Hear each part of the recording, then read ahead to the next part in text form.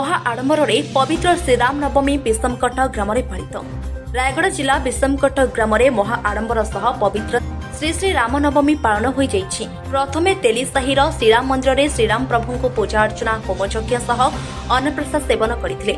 ଏହି ଅବସରରେ ଗ୍ରାମବାସୀମାନେ ହିନ୍ଦୁ ଧର୍ମର ପୂର୍ବ ପୁରାତନକୁ ବଞ୍ଚାଇବା ପଥରେ ବିଷମ କଟକର ବଜରଙ୍ଗ ଦଳର ବିରାଟ ଆୟୋଜନରେ ଜୟ ଶ୍ରୀରାମଙ୍କ ନାରାବାଜିରେ ଗ୍ରାମଟି ଶ୍ରୀରାମମୟ ଶବ୍ଦ ଧ୍ୱନିରେ ନଗର ପରିକ୍ରମା କରି ହନୁମାନ ମନ୍ଦିର ଦେଇ ଡୁକୁମ ରୋଡ୍ ଛକଠାରେ ଶ୍ରୀରାମଙ୍କ ଭବ୍ୟ ଫଟୋକୁ ବଣିକ ସଂଘର ଭକ୍ତମାନେ ମହା ଆଡମ୍ବର ସହ ପୂଜା ଅର୍ଚ୍ଚନା ହୋମ କରି ହନୁମାନ ଚାଳିଶା ପାଠ କରି ରାତ୍ରି ସମୟରେ ଗଞ୍ଜାମ ଜିଲ୍ଲାର ପାଲା ନାଟକ ଅନୁଷ୍ଠିତ ହୋଇଥିଲା। ଏଥିରେ 500ରୁ ଅଧିକ ଲୋକମାନେ ଏହି ପାଲା ଦେଖି ଆନନ୍ଦ ଅନୁଭବ କରିଥିଲେ।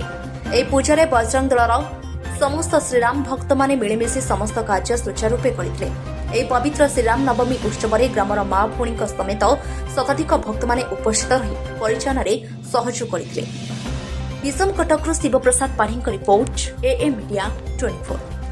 विषम कटक रे आज श्रीराम नवमी विषय किसी कहबे सर?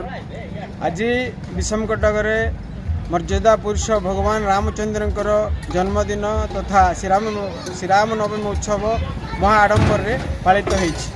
सकाळु समस्ते शुद्धपूत भाव में आम तेलिसा स्थित राम मंदिर रे विभिन्न पूजा अर्चना होमयज्ञ होता एवं से बहुत लोगों अन्न प्रसाद सेवन व्यवस्था होता। बादे आम डुकुम छकरे स्थानीय व्यवसायी संघर भाई मान द्वारा रामंकर पूजा रामनवमी उत्सव पालित होता।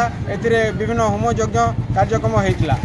पुणी संध्या समय रे आम स्थानीय बजरंग दलर कार्यकर्ता माने राम मंदिर विराट शोभा यात्रा बाहरी बाईपास द्वारा आसिकी टाउन मध्य छक पर्यंत जाइथिले एवं संध्या रे आमर डुकुम छक स्थित जो राम उत्सव पालन होउची सेथिरे सांस्कृतिक कार्यक्रम पाला मध्य रखा जाइछि एवं समस्त को अनुरोध करा जाइछि जे ए पाला सांस्कृतिक कार्यक्रम को समस्ते आसी मनोरंजन नहीं उपभोग करिवे।